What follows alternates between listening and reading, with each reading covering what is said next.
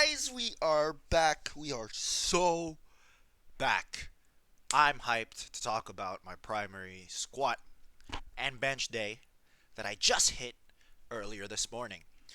Um, the reason I'm so hyped actually is because I did it early in the morning. Um, and I need to be careful to not get my not let my excitement get out of hand to kind of temper it, and only kind of reward myself with excitement once I'm able to do this consistently. Because waking up early and getting the gym done right in the morning once is great and all for that day. But in order for it to make any real impact, I need to be doing this on a consistent basis. So if I can do that every day this week, I'll be happy. If I can do that every day this month, I'll be even happier. If I can do that every day, every training day, sorry. If I can do that every training day this year, then I'll be on the moon. That little intro aside, let's get into the workout itself. So first of all, I don't think I updated you on this in the last video, but I switched my bar position for squats from low bar to high bar. The reason I switched is because it just feels more comfortable to me that way. Doing low bar like I used to, like in the previous episodes, um, really just never felt too comfortable. I think I only ever had like a 3 week, or was it a block? I think I only ever had one block where low bar squats were comfortable. Um, and that's it. In my entire 3.5 or like almost 3.5 years of training, low bar squatting has never actually felt comfortable and not foreign, if that makes sense. And then I switched back to high bar or hybrid bar. I'm just gonna call it high bar. Um, I switched back to high bar for like one session, and it feels so comfortable. Um, and honestly, I think it's stronger. I think it's stronger just simply because of the fact that I'm more confident in the high bar squat.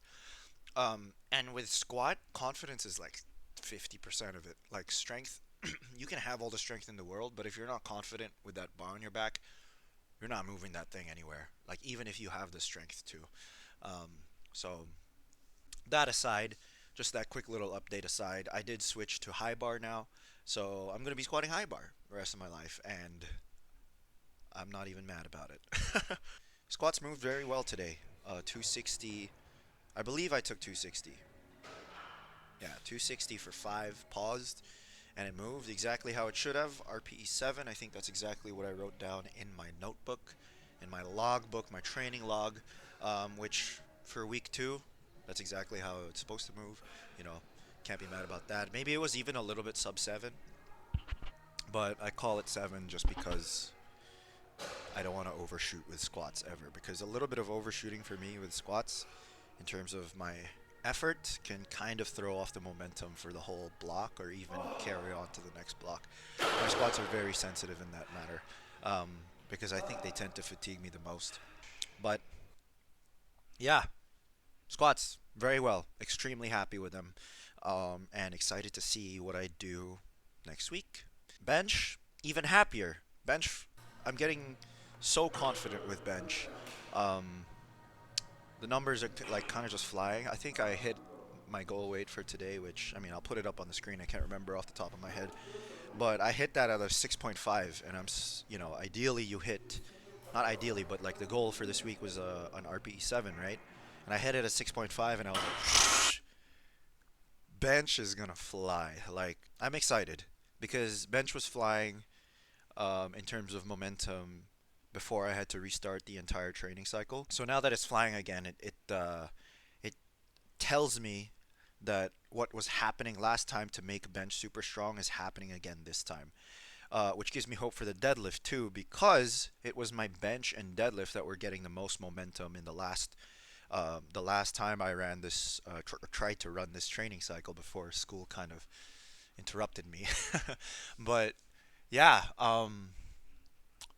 which makes me really excited to deadlift tomorrow. Honestly, I'll give the update for that when I do it and when that comes. But yeah, for now, that's how the training week went, and yeah, kind of frustrating to this thought just came in my head now, but it's kind of frustrating to be talking about these same weeks that I've done in previous episodes because again, I had to take that 3 week break. I didn't have to take the 3 week break, but I did because I'm kind of a numpty.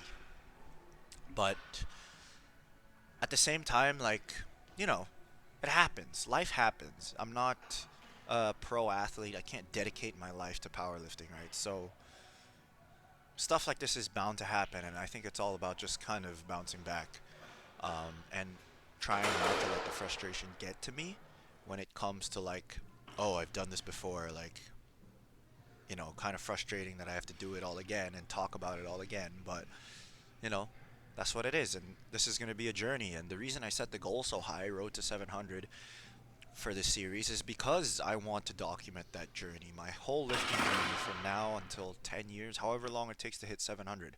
And when I hit 700, maybe the next will be 800. Who knows what my next venture is going to be once I hit that kind of goal. But yeah, anyway, that little tangent aside, I'll see you guys after I deadlift tomorrow. All right. Buongiorno. Um, I just finished deadlifting today. Um, Real quick though, before I talk about that, check it out. Rice and ground beef. Oh, oh,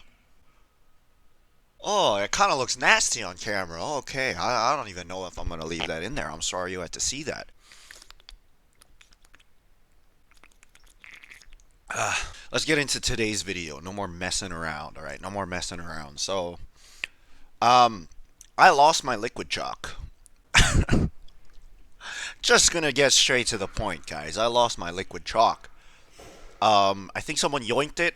I left it on the floor, the gym floor of the last gym I went to the last time I deadlifted. So when I was deadlifting today, I still managed, like, I still hit um, the weight I was supposed to hit, which I believe is 365. Um, but it was a lot harder than it needed to be. I predicted it would have been like probably a 7.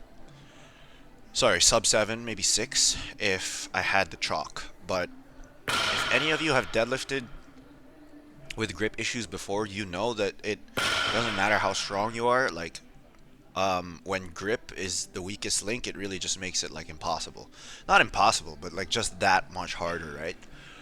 So I was struggling to hold on to the bar, and it kind of sucked. I'm not gonna lie, because had I just had chalk, I know that it would have gotten so much better. And even like on the third rep, you'll see on the video, I like after the third rep, I went to go get my straps, and then I realized it would take way too long to put them on. So I just did the last one hook grip anyway, and it was just a whole mess. It was a whole mess.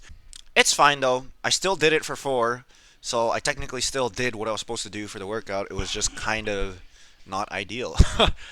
To add on to that, deadlifts were kind of just not feeling the best, like right from the get go, right from when I entered the gym. I think it's because maybe my body, number one, is still getting used to training at 6 a.m., waking up at 5 a.m., which I did again today.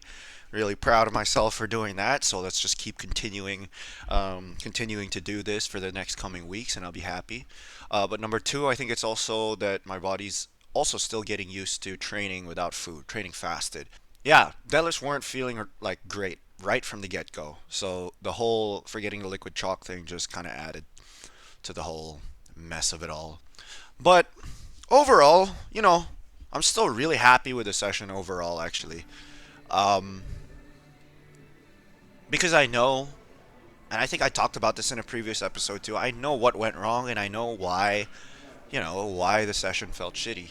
The worst kind of sessions are the ones where it goes really badly and you have no idea why. Because you're left in the dark. And no one likes to be left in the dark. As I know from being ghosted by a woman. But anyway, no one likes to be left in the dark, right?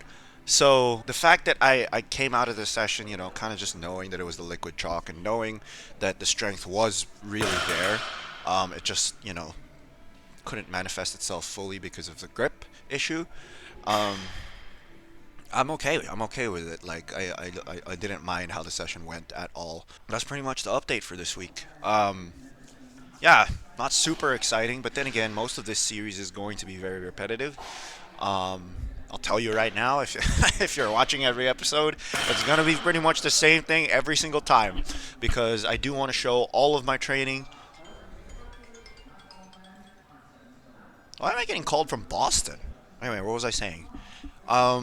Yeah, the whole kind of sport of powerlifting is very repetitive, and really, well, really any sport really, but powerlifting especially because it's not very like exciting. You know, it's like lifting weights. Like, listen, it's my hobby and I love it, but I'll be the first to admit that it's not the most exciting sport in the world. It's not dynamic at all. You're not moving. In fact, it's pretty static. Um, I'd say it's like the most static sport out there.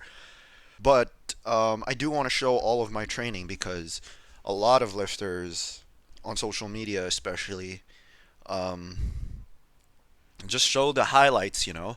And there's nothing wrong with that.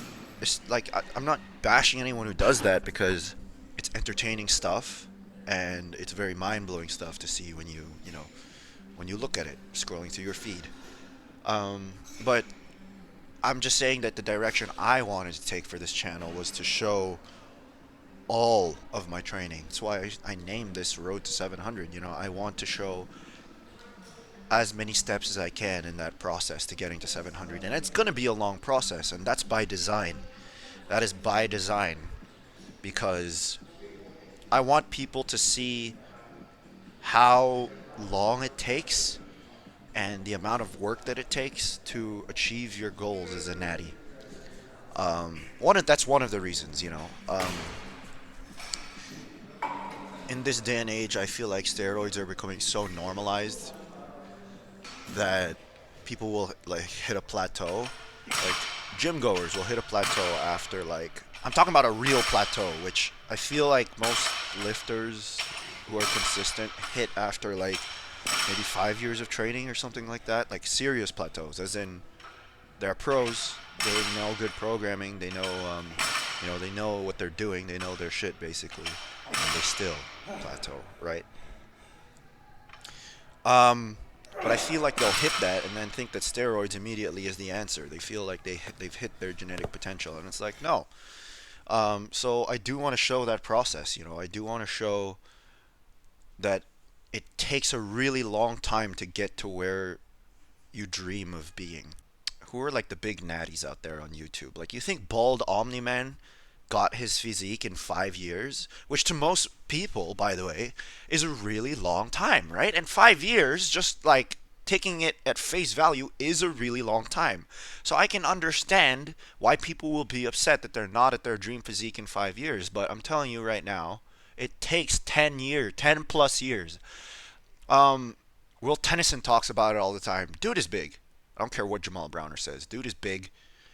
And he's lean while being big too. But it took him 10 plus years to get there. He says it all the time. After 10 plus years training, blah blah blah. You think Bald Omni Man got to where he is after 5 years? No, no man. And Bald Omni Man has said himself that he has good genetics for it, and it still took him a decade plus. Other big natties out there. You think Omar Isuf got to where he is in just 5 years? No. You know, maybe if you're like the genetic elite, as in one in hundreds of millions or one in a billion, you can get to where you want to be in just a few years. But realistically speaking, it takes a very long time. But I digress back to the main point. That's why I wanted, or one of the reasons why I wanted to start this road to 700 in the first place, is because, you know, uh, I want people to know that it takes a long time. It takes a very long time, and it takes a lot of work and a lot of effort, but it's possible. And I want to inspire people in that way too. It's possible. I know it is. Okay, 700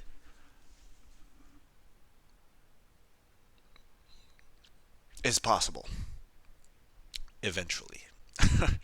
But yeah, guys, that's my little rant and my little update for this week. And I'll catch you guys in the next one. Peace.